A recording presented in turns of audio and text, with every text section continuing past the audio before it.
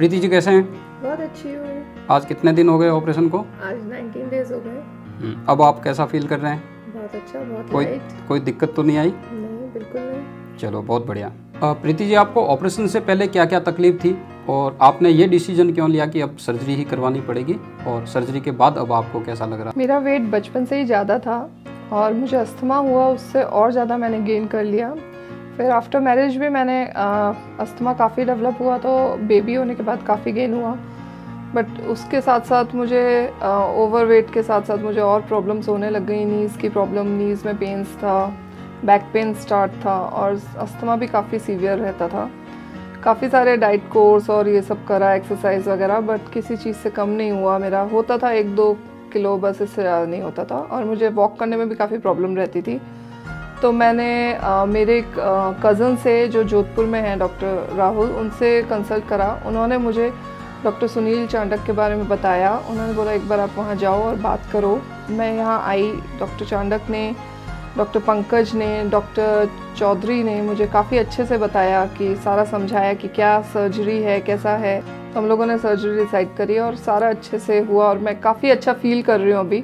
मैंने 19 डेज़ में 11 kg weight reduce करा है और अब मुझे अस्थमा भी नहीं है। जिस दिन से सर्जरी हुई है, जब से मैंने कोई टैबलेट वगैरह कुछ नहीं लिया, और काफ़ी लाइट है और नीज़ में पेन भी नहीं है। मैं अच्छे से वॉक करती हूँ। प्रीति जी, जो आपको ऑपरेशन से पहले जो ऑपरेशन के बारे में जो भ्रांतियाँ थी या आपको जो डर था, वो वाकई में ऑपरेशन के दौरान और ऑपरेशन के पश्चात आपका खुद का पर्सनल क्या एक्सपीरियंस रहा? क्या वाकई में ये सर्जरी जो है वो दर्ददायक या पीड़ादायक है, या कोई बहुत इजी सर्जरी है और बहुत कंफर्टेबल लेवल पे हो गई? आपका खुद का एक्सपीरियंस हम जानना चाहेंगे कि आपको सर्जरी के दौरान और सर्जरी के पश्चात कैसा लगा। हॉस्पिटल में सब स्टाफ का बिहेवियर, डॉक्टर्स का बिहेवियर आपको कैसा लगा? ऑपरेशन से पहले मुझे काफ़ी डर लगता था कि मेरी पहले भी एक सर्जरी हुई थी, मेरा बेबी हुआ था, तो उसमें मुझे था कि मुझे अटैक आ गया था ओटी के दौरान ही, और उसके बाद भी आया था अस्थमा का। तो मुझे लगता था कि शायद मेरा वही चीज़ रहेगी और मुझे काफ़ी डर था इस चीज़ों को लेकर, और कैसा पेनफुल रहेगा, क्या रहेगा। बट ना तो मुझे ऑपरेशन के टाइम, अभी जो सर्जरी करवाई उसके ना टाइम ना बाद में मुझे कोई अटैक वगैरह नहीं आया। बहुत ही नॉर्मल हुआ और ना कोई पेन रहा। मैं आराम से विदिन 3 और 4 आवर्स बाद मैं वॉक कर रही थी आराम से। मुझे डॉक्टर पंकज ने वॉक कराया, बहुत इजीली मैंने वॉक करा और मैं बिल्कुल ठीक थी। और नेक्स्ट डे से मैं बिल्कुल अपने नॉर्मल रूटीन पे थी। स्टिचेस भी बहुत नॉर्मल थे, जो फटाफट सही हो गए, कोई वो प्रॉब्लम नहीं है। पूरे स्टाफ ने मेरी अच्छे से केयर करी, मुझे खुद चलाया पकड़ के। डॉक्टर्स ने भी मेरे साथ चल के अपना पूरा ध्यान रखा। स्टाफ बहुत ही फैमिलियर था, बहुत अच्छे स्टाफ हैं, बहुत अच्छे डॉक्टर्स हैं। सब ने मेरे को एक फैमिली एटमॉस्फेयर दिया और बहुत अच्छा रहा सब कुछ। प्रीति जी, 20 दिन में आपको 10 किलो वज़न कम हुआ है। अब आपको कैसा फील हो रहा है?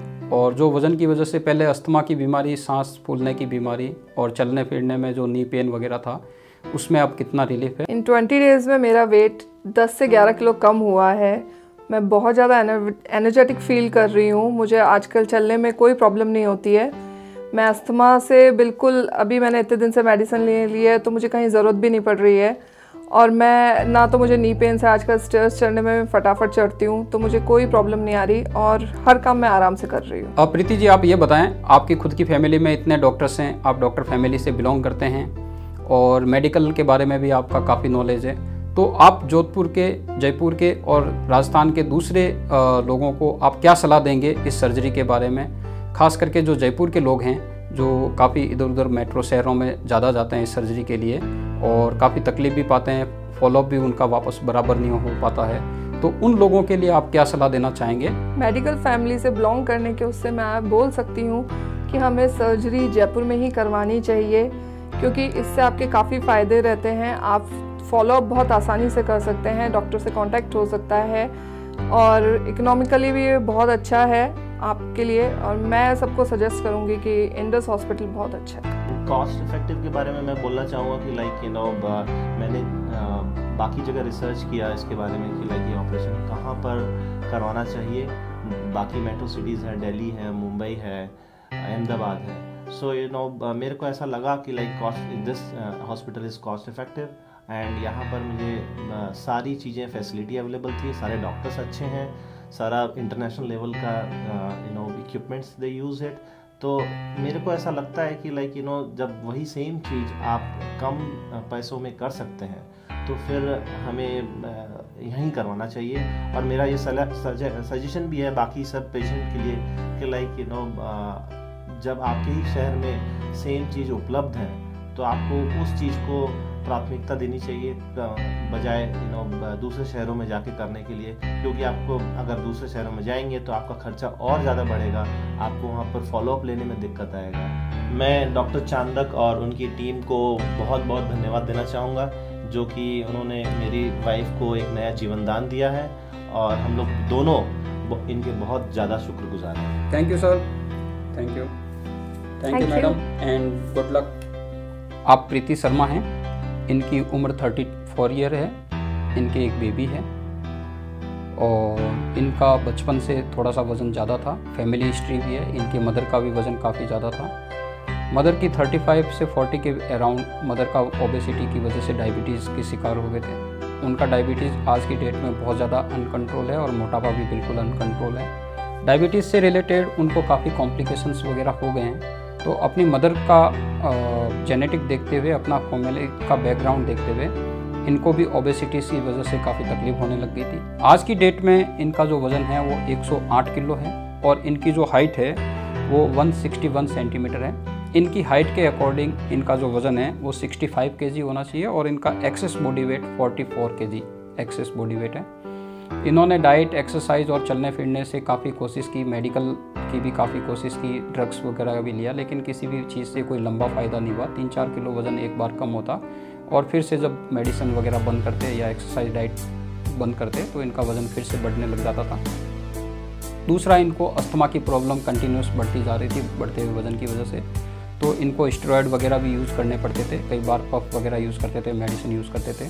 तो अस्थमा की मेडिकेशन से भी इनका वज़न कंटिन्यूस बढ़ता गया और इनको सीवियर चलने फिरने में सीवियर प्रॉब्लम होने लग गई, नी पेन भी होने लग गया। फिर इन्होंने काफ़ी मेडिकल एडवाइस ली, अपने फैमिली में डिस्कस किया और इंडिया के सब बड़े बड़े सेंटर पे इन्होंने संपर्क भी किए। इनके हस्बैंड भी टेक्नोलॉजी में हैं तो उन्होंने भी काफ़ी पता किया।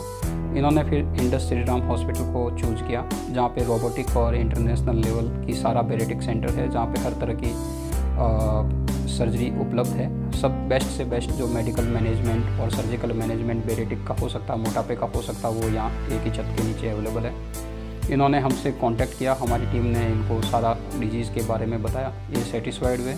आज इनकी सर्जरी को 20 दिन हो गए हैं। ऑपरेशन के दौरान और ऑपरेशन के पश्चात इन्हें कोई भी तरह की तकलीफ नहीं हुई, इन्हें कोई अस्थमा का अटैक नहीं हुआ। इनका नेबुलाइजेशन, स्टाफ की चेस्ट फिजियोथेरेपी स्टाफ द्वारा बिल्कुल रेगुलर टाइम से टाइम की गई। इनको लिक्विड देना, चलाना फिराना स्टाफ ने खूब अच्छी तरह से किया। हम डॉक्टर्स की टीम भी इसके लिए बिल्कुल तत्पर थी, कंटिन्यूस इनका पूरा ध्यान रखा और 2 दिन में ये पूरे रिकवर हो गए। और आज 4 से 5 दिन के बाद इनकी सारी अस्थमा की दवाएं बंद हो गई, इनको कोई तरह का अस्थमा का अटैक नहीं हो रहा है। आज ये 3 से 4 किलोमीटर बड़े आराम से चल लेते हैं, सीढ़ियाँ चढ़ लेते हैं और 10 किलो वज़न कम होने से इनका शरीर भी काफ़ी हल्का फील हो रहा है। ये अपने आप में एक बहुत स्फूर्ति फील कर रहे हैं, ताजगी फील कर रहे हैं। तो मैं उम्मीद करता हूँ कि अगले 3-4 महीने में इनका 20 से 30 किलो और वज़न कम हो जाएगा और करीबन 7-8 महीने में इनका बॉडी वेट बिल्कुल नॉर्मल हो जाएगा। और इनको स्किन न लटकने के लिए या स्किन में झुर्रियाँ नहीं पड़े उसके लिए भी इनको मसाज वगैरह करना, एक्सरसाइज करना बता दिया गया है। तो इनकी स्किन टोन भी बिल्कुल नॉर्मल आ जाएगी और इनको कोई भी तरह का वज़न लॉस होने की वजह से कोई भी साइड इफ़ेक्ट न हो, इनके लिए कुछ मल्टीविटामिन्स और डाइट का इनको सजेस्ट किया गया है। और कोई भी तरह की इनकी तकलीफ़ अभी तक 20 दिन में नहीं हुई है और आगे भी इनको कोई तकलीफ़ नहीं होगी और ये बहुत खुश हैं और इन्होंने अपनी बीमारियों से छुटकारा पा लिया है। और मैं उम्मीद करता हूँ कि ये बहुत जल्दी पूर्ण स्वस्थ हो जाएंगे और आगे आने वाले फ्यूचर में भी इनको डायबिटीज़ और मोटापे से घबराने की ज़रूरत नहीं है। इनको किसी भी तरह की कोई बीमारी नहीं आनी चाहिए।